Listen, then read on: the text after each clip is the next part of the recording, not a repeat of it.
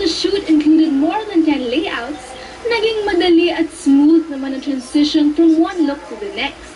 All the members of the team collaborated with each other, kaya mas maaga natapos ang photo shoot. Of course, we all wanted to do a great job for my newest endorsement. And I just hope and pray na maging mahaba at maganda ang working relationship ko kasama ang bago kong pamilya, ang Sanyang Furniture.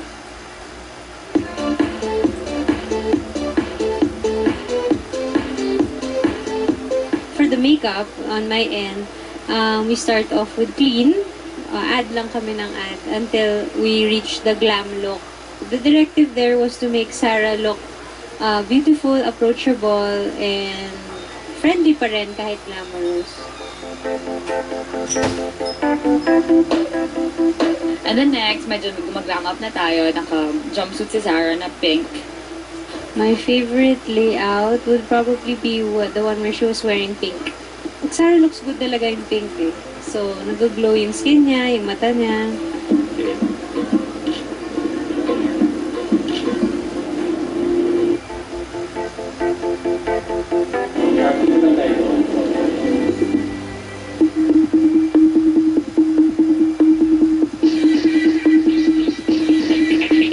If you see the sofa bed, it says everything about her.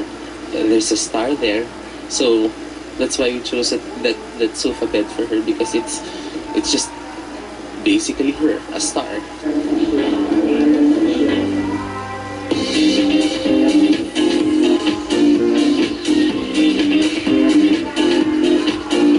And then another one is purple jumpsuit also.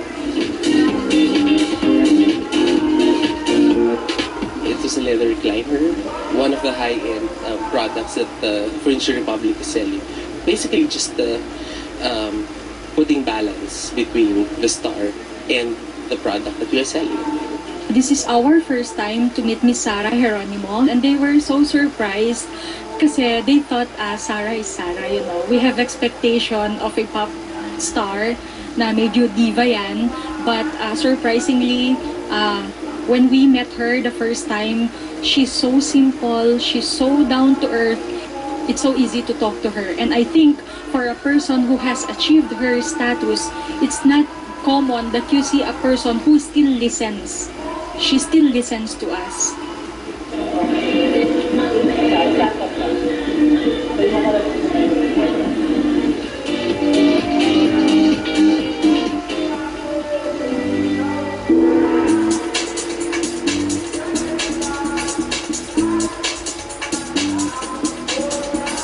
There are three jumpsuits eh, the pink, and then the purple, and then meron tayong black. Styling Sarah is very easy for me, kasi parang she's so payat, she's so tiny, so she fits everything, bagay sa kanya lahat. So walang problema. And then si Sarah naman yung person, she doesn't complain eh. And I know naman her restrictions. So yun, I like styling her, I like transforming Sarah actually. The living room showcase, everything from the carpet, to the sofa, to the clock on the wall, everything is being sold here in Furniture Republic. Favorite part ko ng bahay? Bedroom. Tapos dining area. Favorite layout ko, yung sa dining area. Yan, parang ang yaman-yaman ko doon. Yan, favorite ko yun. And then our last one is mint green, the dress, the fringe. Yeah, actually it's very smooth naman eh. Kasi nag-meeting naman, so na-explain naman yung mga clothes na gusto nila. And then we just provided everything. Bilis natin. I was expecting naggabi tayo matatapos, but we're almost done. Okay, we had to put up 4 corners so as to put the dining table with the console, with the buffet, with the centerpieces and everything. Oh, she's very light to work with. I mean, there's no pressure. Whatever you ask her to do, she's very comfortable to work with.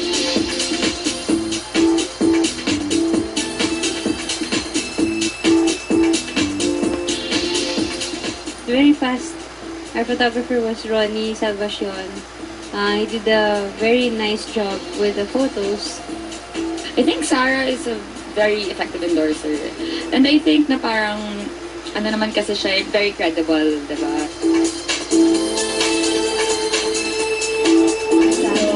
Hi. shoot namin.